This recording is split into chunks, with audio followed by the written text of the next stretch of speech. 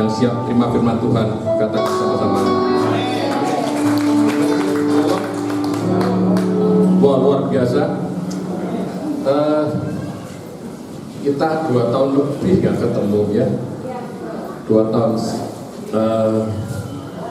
itu 2 tahun itu bisa kurang lebih 800 harian kali ya. Itu luar biasa sekali ya. Tapi saya mau tanya satu hal. Siapa yang ditinggalkan oleh Tuhan sampai saat ini? Angkat tangan. Gak ada ya? Gak ada ya? Luar biasa ya? Satu orang pun di sini gak ada yang ditinggalkan oleh Tuhan. Benar gak?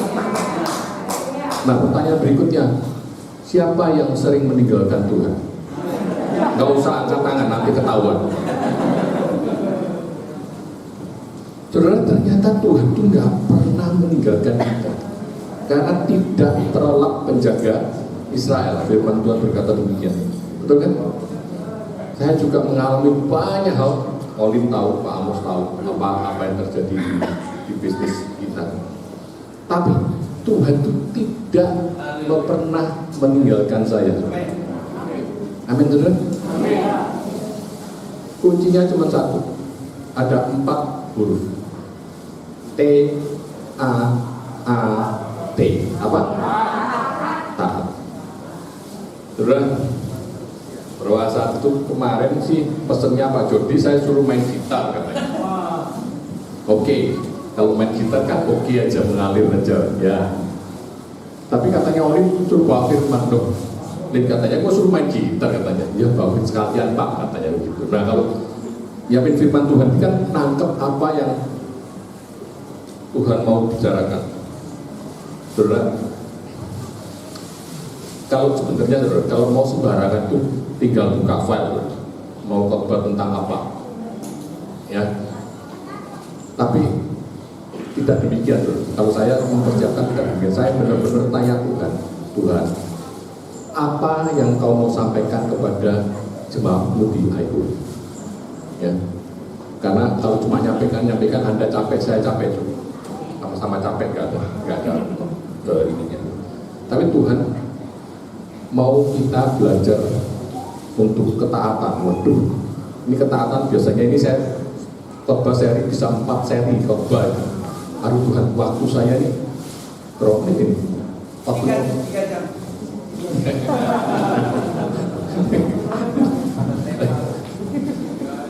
Wah ini biasanya nih kalau saya bawakan itu serial ya. Tapi saya mau belajar taat kepada Tuhan. Karena Dia yang tahu terbaik buat kita. Hanya kita berdoa. Saya berdoa supaya Tuhan sendiri yang mencengkram kita dan dengar baik-baik dulu. Karena saya berusaha sekian banyak ini kita mampatkan, ya. Saya bakal kepala semua minta roh Tuhan berikan saya roh hikmat, roh wahyu, roh pengertian. Tanpa roh Tuhan kita nggak bakalan akan mengerti.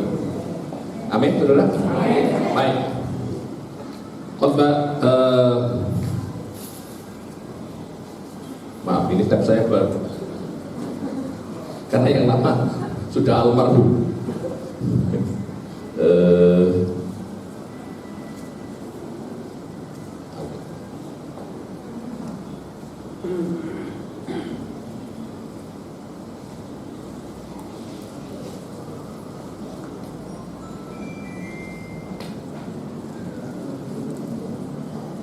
Baik, kita mau belajar tentang the power of obedience atau kuasa dari ketaatan. Kuasa dari ketaatan. Kita mau belajar sampai di mana nanti kita berdoa supaya Tuhan bisa menuntun sejauh mana Tuhan mau berkata-kata kepada kita. Baik, mari buka bersama-sama dengan saya 1 Samuel pasal yang ke-15. 1 Samuel pasal yang ke-15. 1 Samuel pasal yang ke-15 ayat pertama sampai seterusnya.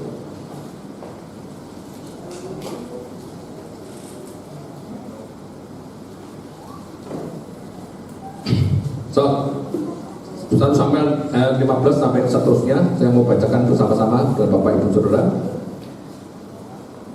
Saul ditolak sebagai raja. Berkatalah Samuel kepada Saul, aku telah diutus oleh Tuhan untuk mengurapi engkau menjadi raja atas Israel umatnya. Oleh sebab itu, dengarkanlah firman Tuhan. Beginilah firman Tuhan semesta alam, aku akan membalas apa yang dilakukan orang Amalek kepada orang Israel, karena orang Amalek menghalang-halangi mereka ketika orang Israel pergi dari Mesir. Jadi pergilah sekarang, kalahkanlah orang Amalek, tumpaslah segala yang ada padanya, dan janganlah ada belas kasihan kepadanya. Bunuhlah semua laki-laki maupun perempuan, kanak-kanak maupun anak-anak yang menyusu, lembu maupun domba, unta maupun keledai. Ini pesannya Tuhan ya. Jadi Saul disuruh membunuh semuanya. Ya. Lalu ayat keempat, lalu Saul memanggil rakyat berkumpul dan memeriksa barisan mereka di Telai. Ada 200.000 orang pasukan berjalan kaki dan 10.000 orang Yehuda. Setelah Saul sampai ke kota orang Amalek, disuruhnya orang-orang menghadang di lembah. Ayat ke-6, berkatalah Saul kepada orang Keni, berangkatlah, menjauhlah, pergilah dari tengah-tengah orang Amalek, supaya jangan kulenyapkan kamu bersama-sama dengan mereka. Bukankah kamu telah menunjukkan persahabatanmu kepada semua orang Israel ketika mereka pergi dari Mesir? Sesudah itu menjauhlah orang Keni dari tengah-tengah orang Amalek. Lalu Saul memukul kala orang Amalek mulai dari Hawilah sampai ke Syur yang ada di sebelah timur Mesir. 8. Agag raja orang Amalek ditangkapnya hidup-hidup, tetapi di segenap rakyatnya ditumpusnya dengan mata pedang. Tetapi Saul dan rakyat itu menyelamatkan Agag dan kambing domba dan lembu-lembu yang terbaik, dan tambun pula anak-anak domba dari segala yang berharga. Tidak mau mereka menumpas semuanya, tetapi segala hewan yang tidak berharga dan yang buruk itulah yang ditumpas oleh mereka. Lalu datanglah firman Tuhan kepada Samuel, demikian aku menyesal karena engkau telah menjadikan Saul raja, sebab ia telah berbalik daripada aku dan tidak melaksanakan firmanku. Maka sakitlah hatilah Samuel, ia berseru-seru kepada Tuhan semalam-malaman. Lalu Samuel bangun pagi-pagi untuk bertemu dengan Saul, tetapi diberitahukan kepada Samuel demikian, Saul telah ke Karmel tadi dan telah didirikannya baginya suatu tanda peringatan. Kemudian dia balik dan mengambil jurusan ke Gilgal. Ketika Samuel sampai pada Saul, berkatalah Saul padanya, diberkatilah kiranya engkau Tuhan, aku telah melaksanakan firman Tuhan. Tetapi kata Samuel, kalau begitu apakah bunyi kambing domba yang sampai ke telingaku dan bunyi lembu-lembu yang kudengar itu? Jawab Saul, semuanya itu dibawa dari orang Amalek, sebab rakyat menyelamatkan kambing domba lembu-lembu yang terbaik dengan maksud mempersembahkan korban kepada Tuhan alam. Tetapi selebihnya telah kami tumpas. Lalu berkatalah Samuel kepada Saul, sudahlah, aku memberitahukan kepadamu apa yang difirmankan Tuhan kepadaku tadi malam. Kata Saul kepadanya, katakanlah. Sesudah itu berkatalah Samuel, bukankah engkau walaupun engkau kecil pada pemandanganmu sendiri, tetapi menjadi kepala atas suku-suku Israel? Dan bukankah Tuhan telah mengurapi engkau menjadi raja Israel? Tuhan telah menyuruh engkau pergi dengan pesan, pergilah, tumpaslah orang-orang berdosa itu, yakni orang Amalek, berperanglah melawan mereka sampai engkau membinasakan mereka. Mengapa engkau tidak mendengarkan suara Tuhan? Mengapa engkau mengambil jarahan dan melakukan apa yang jahat di mata Tuhan?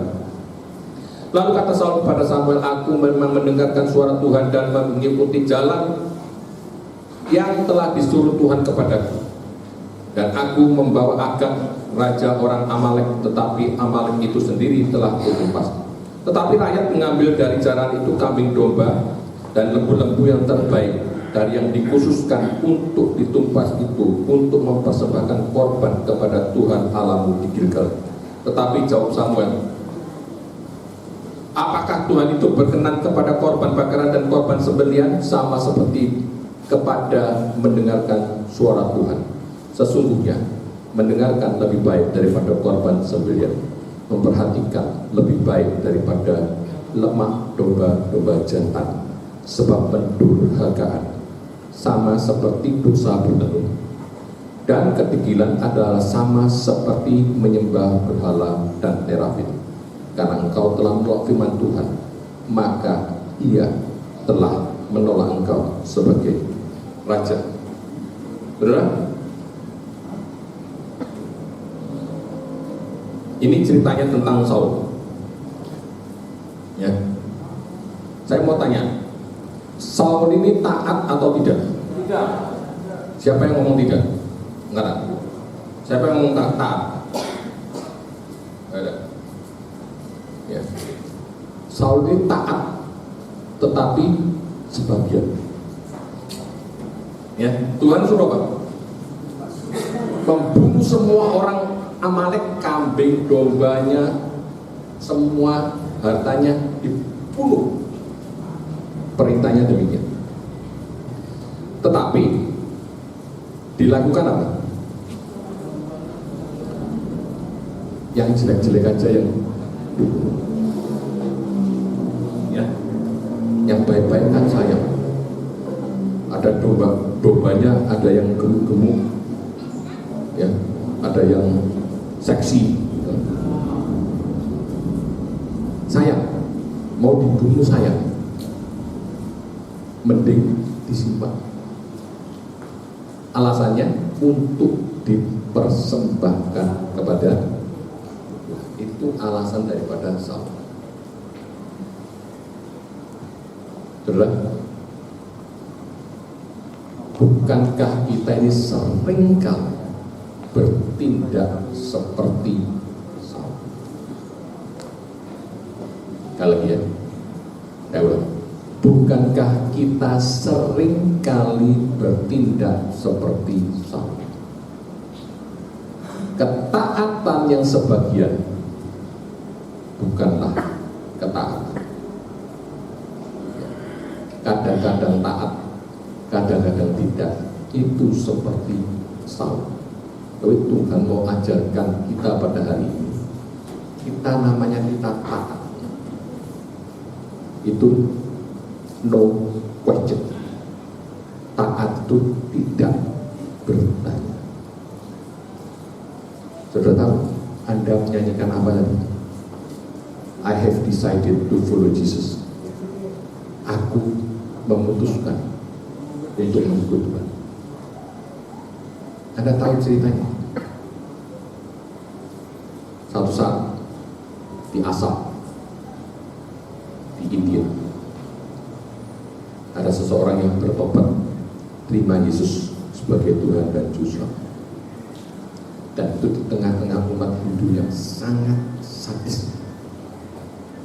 Mereka kalau ada orang terima Yesus, hukumannya cuma satu, mati. Bunuh rame-rame. Orang ini bukan hanya sendiri terima Yesus, tetapi seluruh keluarga. Dan semua orang tahu dia sudah terima Yesus. Disuruh sangkal, kalau nggak dibunuh.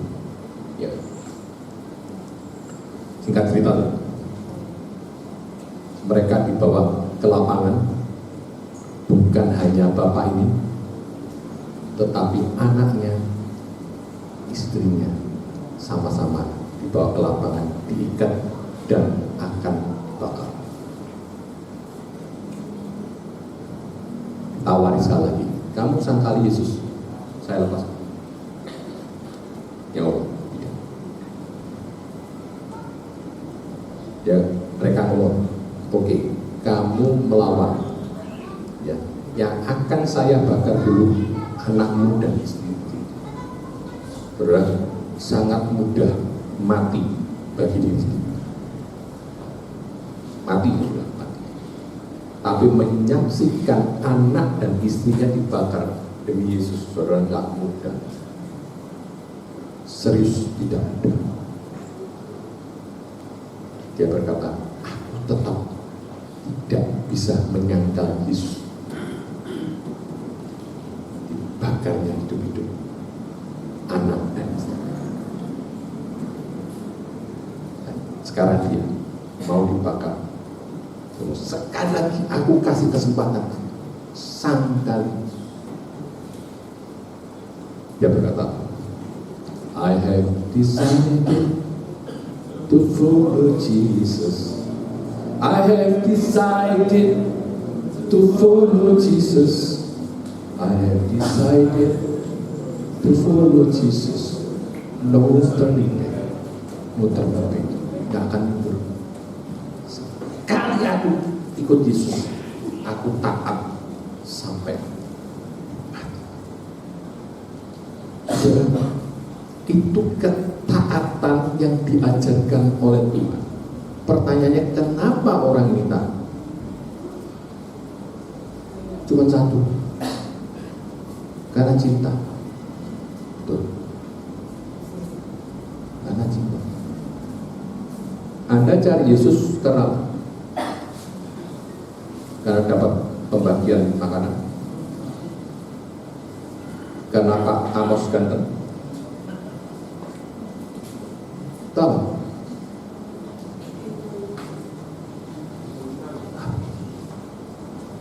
Apakah Anda cari Tuhan itu karena cinta, atau kalau nggak karena cinta, aduh susah mau taat, susah. Tetapi kalau mau karena cinta, saudara, itu segala sesuatunya kita akan berbagi. Tanya Pak Jordi, dia nembak istrinya, bukan nembak pakai pistol, nembak. Ya aja. Mau ketemuan itu mungkin semprot minyak wangi 7 kali ya. Tadi sudah nembak ya, semprot. Ulang lagi Mas Bri. Mau yang terbaik yang mau diberikan pada istrinya, betul? Istrinya juga begitu. Sisir mungkin sampai sisirnya sampai putus kali ya. Karena cinta. Segala sesuatu kalau karena cinta itu jadi lebih mudah. Tapi masalahnya kita itu seringkali tidak karena cinta. Kita cari Tuhan karena berkat-berkatnya, bukan karena Tuhan. Saudara, saya nggak berkata Tuhan tidak memberkati, no, sama sekali tidak. Tapi berapa banyak kita ini, saudara, menaruh Tuhan di dalam kotak. Kasih contoh, saya nggak punya kotak. Ini handphone. Kalau saya butuh handphone, saya keluarkan dari kotak. Ini handphone saya mana ya? Kotak. Oh, ini handphone saya pakai. Halo Pak Amos, apa kabar Pak? Oke. Oke Pak, makasih ya Pak. Tuhan berkati Pak. Amin.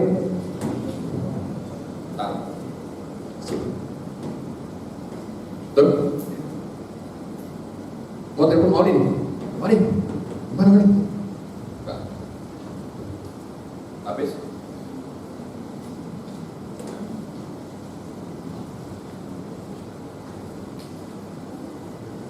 Ayo kita sama-sama pikir. Berapa kali kita memperlakukan Tuhan kita seperti itu? Don't put your God into a box. Jangan taruh Tuhanmu di dalam kotak. Artinya kalau butuh, berdoa. Kalau butuh, melayani supaya diberkati. Loh, melayani itu diberkati, rumus. Udah rumus. Tapi kalau kita aku sakit, aku berdoa. Loh, sakit itu berdoa nggak masalah. Tuhan itu menyembuhkan, ya dan amin.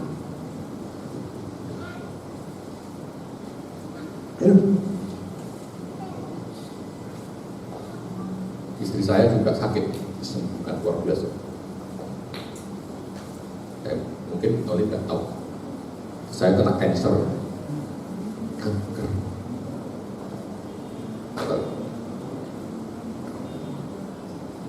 Tapi Tuhan menyembuhkan 100%. Luar biasa. Saya berdoanya, saya nggak berdoa. Saya masuk kamar, saya berbahasa roh. Nggak mau doa apa ya, mau gembar-gembor, minta dukungan doa paling buat orang pusing gua. Didoain belum tentu. Posting di Instagram, yang pertama gua nggak bisa posting di Instagram. Kalau Pak Ahmad bisa kan? Gua mau nyoba, takut salah Pak. Saya cuma menghadap Tuhan dan terakhir doa saya, terserah Engkau. Saya percaya padamu 100%.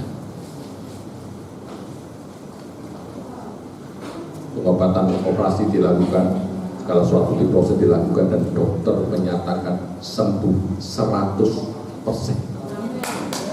Jadi kemudian ini apa?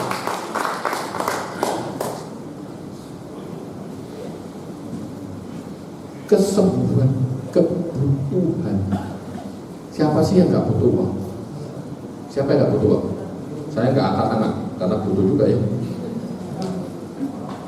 Semua butuh. Tapi jangan sampai kamu cari Tuhan kalau kamu butuh uang.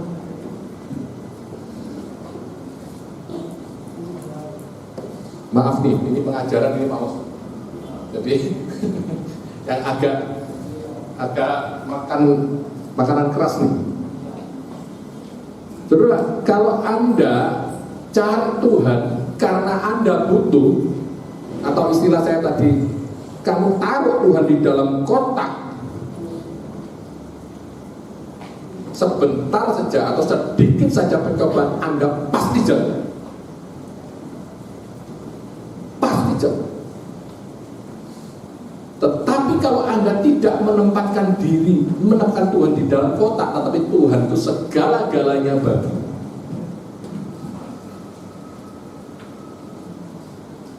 Sebenarnya Tuhan itu, kan kita ini punya hak istimewa, hak prerogatif, hak istimewa. Itu menyebut Tuhan itu siapa? Abba. Cari di mana ada orang lain bisa nyebut Tuhannya Abba Bapa. Mana? Sebutkan. Tapi kenapa kita terus-menerus di dalam hidup kita menempatkan Tuhan di dalam kotak? Saya nggak ngerti bahasa Indonesia yang enaknya, don't put your God into a box gitu ya.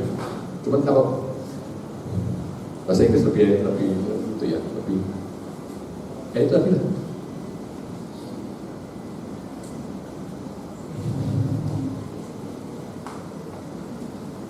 Saul melakukan hal yang sama. Ya. Saul ini bukan nggak berdoa loh. Saul ini berdoa. Dan ini mohon maaf nih, ini tidak terbatas pada jemaat. Saul itu pilihan Tuhan. Saul itu pilihan Tuhan dan Tuhan ngomong aku nyesal memilih engkau sebagai raja. Apa yang dilakukan oleh Saul?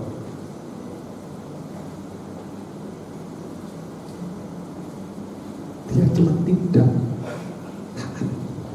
Makanya saya takut. Ketaatan itu kalau nggak seperti kalau dengan cinta, maka ketaatannya akan sama. Saya pernah ke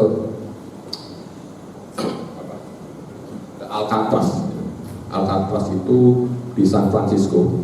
Itu satu penjara yang itu security pengawalan nomor 1 di dunia. Security itu ya. Pengamanan pokoknya nggak akan bisa ditembus lah di Alcatraz. Kalau ada narapidana mau lari dari tempat itu, dia harus terjun ke laut. Terjun ke lautnya nggak apa-apa. Dinginnya itu, haleluya, puji Tuhan 12 kali. Kita aja kena anginnya, buset ya. Ini saya sudah pakai, itu saudara, sudah pakai jaket macam-macam lah. Dan perginya musim panas loh, bukan musim dingin. Kalau dia terjun, ya, nggak sampai berminggu-minggu kayak Eril. Dan di Alcatraz itu tulisan yang besar sekali, you will obey. Kamu akan taat. Artinya narapidana sana dipaksa sedemikian rupa, disiksa sedemikian rupa sampai mereka. Kita nggak disuruh begitu. Tuhan kita nggak Tuhan yang suka memaksa, kecuali benar-benar terpaksa. Oleh sebab itu saudara, ketaatan ini menjadi hal yang sangat penting di dalam hidup kekristenan kita. Saya berkata bahwa anugerah keselamatan itu gratis, memang gratis. Tidak bayar, anugerah keselamatan itu tidak. Tapi ingat saudara, anugerah keselamatan itu bisa hilang kalau Anda meletakkan anugerah keselamatan. Banyak sekali orang yang berpandangan bahwa sekali terima Yesus selama-lamanya selamat. Mohon maaf, saya tidak. Saya mempunyai pemahaman yang lain. Karena Rasul Paulus berkata, kerjakan keselamatanmu dengan takut dan gentar. Kalau enggak akan hilang. Nah, ketika Saul tidak taat sekali, Tuhan berkata,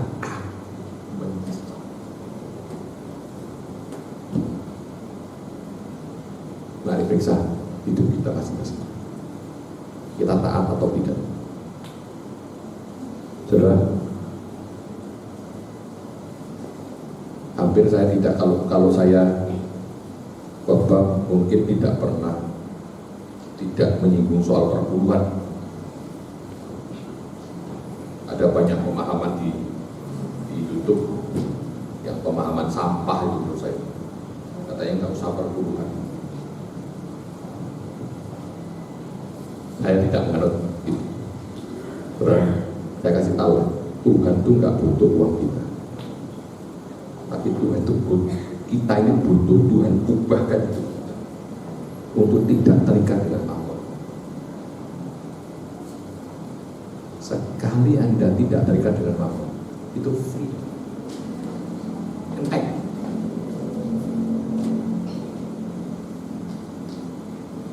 Sekali Wong Solo datang 2 tahun yang lalu, dan dia berkata, financial freedom, financial anointing, pengurapan keuangan, disuruh nyumbang sekian, nulis angka sekian, atau oleh datang. Saya ini panas begini. Angka itu bagi saya gede banget bro. Sekian. Dulu terus di kertas. Dan saya ngomong terima kasih, bersyukur, saya tidak bawa ballpoint. Benar-benar saya nggak bawa ballpoint. Mau nulis pakai apa? Terima kasih Tuhan saya tidak bawa ballpoint. Ya. Ada ajar gini, Pak, saya nggak gini-gini loh, saya diam aja. Saya lagi bergumul dengan Tuhan. Pak, ballpoint Pak, saya ini pura-pura nggak dengar. Semua orang noles itu, masa saya sendiri yang nggak noleh ya? Saya, ya, untuk ballpoint nggak katanya. Kalau Anda sudah digituin terus kamu enggak, saya nggak butuh. Anda berdosa di hadapan Tuhan dan manusia. suruh nulis. Kan transfernya besok. Besoknya itu saya panas dingin, mau ngeker enter itu di laptop, saya panas dingin. Ketika saya berdoa, ketika saya berbahasa roh, tangan saya turun ke senggol. Aduh, masa panitia saya datang itu, minta maaf, itu kecelakaan, masa itu enggak. Saya berdoa, Tuhan, tolong. Ini Anda tahu, itu tabungan untuk anak saya seluruhnya. Jadi anak saya nggak punya jaminan lagi. Itu tabungan. Tabungan. Istri saya itu nggak kerja, sama saya kerja. Kalau nggak nabung, anak itu pakai apa nanti bayar? Ya kan? Sekolah pakai bayar kan? Bayar. Kalau nggak bayar, nggak bisa sekolah. Ambil semua. Saya berdoa, di dalam nama Yesus besok terjadi keajaiban. Besok bukan di kota saya. Puji Tuhan, saldonya 0. 2 hari, 3 hari, 3 bulan, 3 tahun, sampai sekarang nggak ada tuh yang tiba-tiba. Tapi Anda saya kasih tahu, Tuhan itu jauh. Anak-anak saya sekarang itu semua pendidikannya itu moncer. Di semua daerah disiapkan. Bahkan anak-anak, ada anak saya yang pertama sekolah spesialis. Waktu melalui perjuangan yang luar biasa, ditanya, kamu Kristen ya? Kamu Cina ya? Katanya gitu. Sudah saya ajarin sih, diem aja ya kan? Berapa tahun? Jauh juga gimana? Ya kan? Gimana?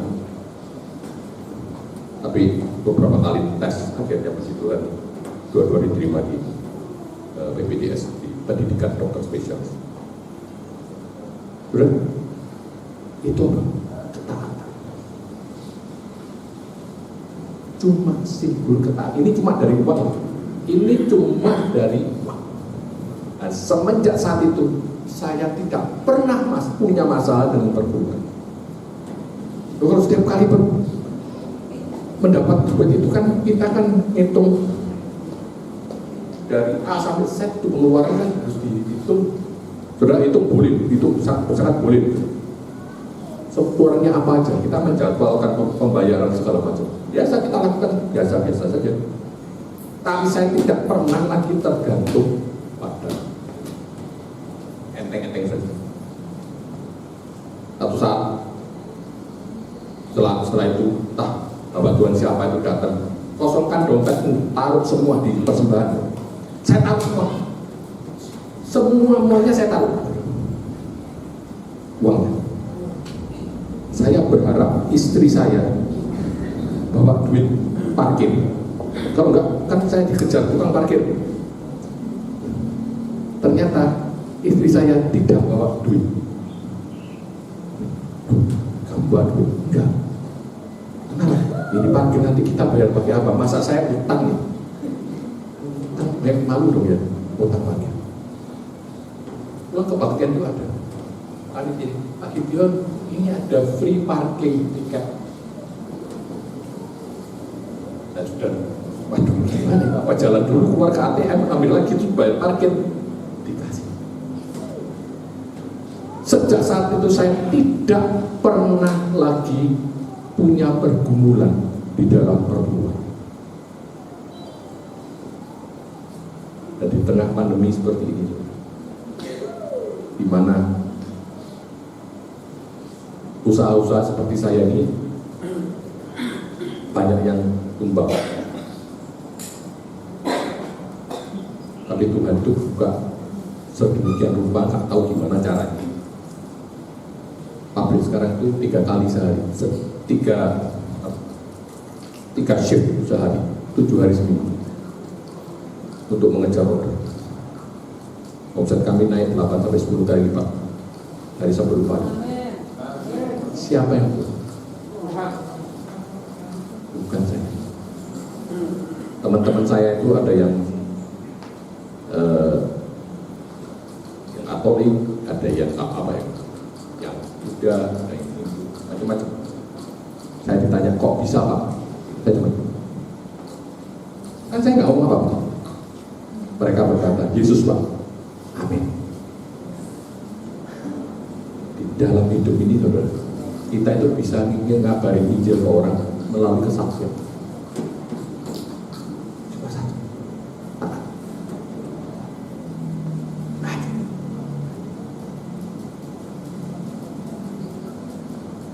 Bapak, minggu yang lalu saya lagi nonton bola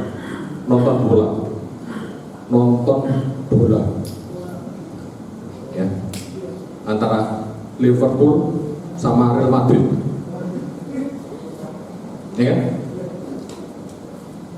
Begitu nonton kurang 10 menit Roh Kudus berkata, "Dana Matina berdoa." Aduh, ini kalau gol gimana, ya kan? Aduh, nantilah aku doa, tak tambahin aku doa 1 jam. Dan Tuhan tidak butuh doamu sejam. Tuhan doa butuh apa? Ketaatan. Saya tutup.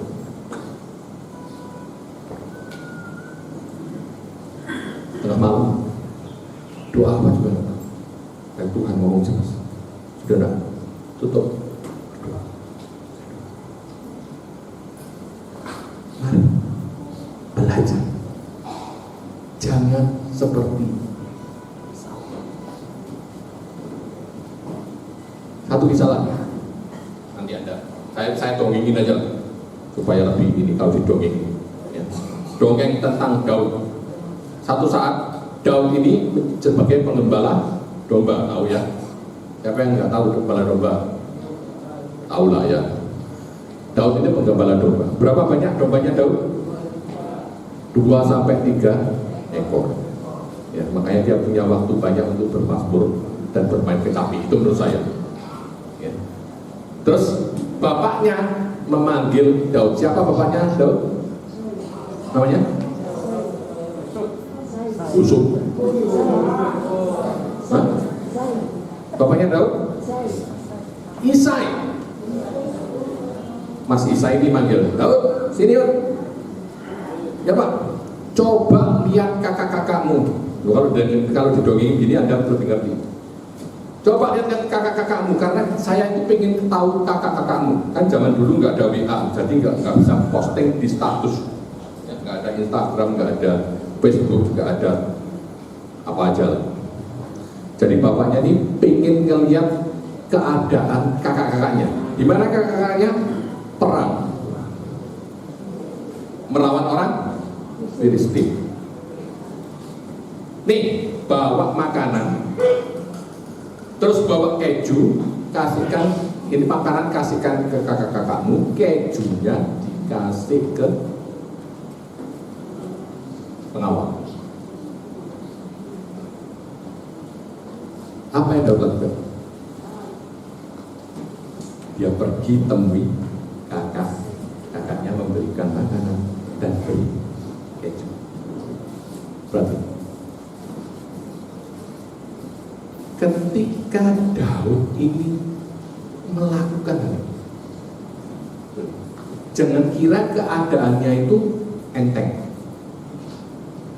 Saya memikir bahwa Daud pasti berkata gini, aduh, aku ini dikirim ke medan perang. Berarti papaku ini tidak sayang kepada aku dong. Karena disuruh ke medan perang. Kenapa sih kok nggak pakai gosen aja? Ya, pesen gosen, pesen online dikirim makanannya. Kok mesti turun saya? Kenapa? Berarti bapakku tuh nggak cinta aku. Gitu nggak dong? Ya, Anda catat. Kalau Daud tidak pergi pada saat dia disuruh Isai, hari itu dia tidak menduduki panggung dunia. Betul? hari itu dia mengalahkan Goliat. Ketaatan kecil. Tapi kalau nggak lakukan hal itu, Daud nggak pernah naik di panggung dunia loh. Nggak pernah. Apa ya dia? Siapa sekarang yang tidak pernah dengar cerita Daud dan Goliat? Cucu saya aja hafal ceritanya Daud dan Goliat. Saya belum 3 tahun. Nanti Agustus baru 3 tahun. Dia sudah tahu ceritanya Daud dan Goliat. Dan hampir seluruh dunia ini udah tahu cerita tentang Daud dan Goliat. Dari mana? Dari ketika dia melakukan ketaatan yang kecil, taat saja akan mengubahkan segala sesuatu. Sekali cerita dia. Nanti kita kupas satu-satu kapan-kapan. Saya mau tanya, Abraham itu beriman atau tidak? Beriman. Siapa yang ngomong Abraham beriman? Angkat tangan. Siapa yang ngomong Abraham tidak beriman? Yang lain? Abstain Pak, saya takut dijebak ya. Saudara, Abraham itu taat, oleh karena itu disebut sebagai bapak orang beriman. Betul kan? Abraham itu taat. Suruh keluar dari Ur Kasdim, dia keluar. Kemana? Nggak tahu. Anda sekarang mau diajak, disuruh keluar, kamu ke sana. Kemana? Pokoknya nanti. Nggak mau. Abraham taat. Oleh sebab itu dia dipanggil sebagai bapak orang beriman. Tahu ceritanya Sadrah, Mesah, Abednego? Mau dibakar. Apa yang mau? Aku percaya Tuhan itu bisa melepaskan aku kalau dia mau. Kalau dia nggak mau, biarlah terjadilah apa yang dikehendaki oleh Tuhan. Itu ketaatan. Itu namanya iman. Iman itu bukan maksa-maksa Tuhan, apalagi ngancam-ngancam. Ya. Wah, kalau engkau nggak kasih aku duit sekarang, ya, maka aku nggak Tuhan-Tuhanan. Ini Kristen teroris ini, bukannya ngancam, ya, ngancam ada yang resah, ya, ada yang resah ya. Lihat Anda berdoa itu resah. Loh, lihat perjudian, lihat pelacuran, lihat tenang-tenang aja. Lihat Anda berdoa, bingung orang. Ya, nggak usah bingung lah ya, karena dia nggak kenal Tuhan Yesus. Benar, ketaatan yang kecil ini menimbulkan perbedaan hasil, perbedaan nasib. Nah, kalau Anda disuruh baca Alkitab, bacalah. Anda suruh berdoa, jangan terpaksa. Jangan terpaksa. Anda kira Bang Amos dan teman-teman di sini ngelayani karena uang? Tidak.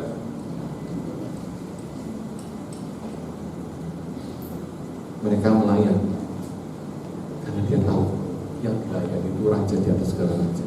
Mereka melayani dengan cinta. Amin.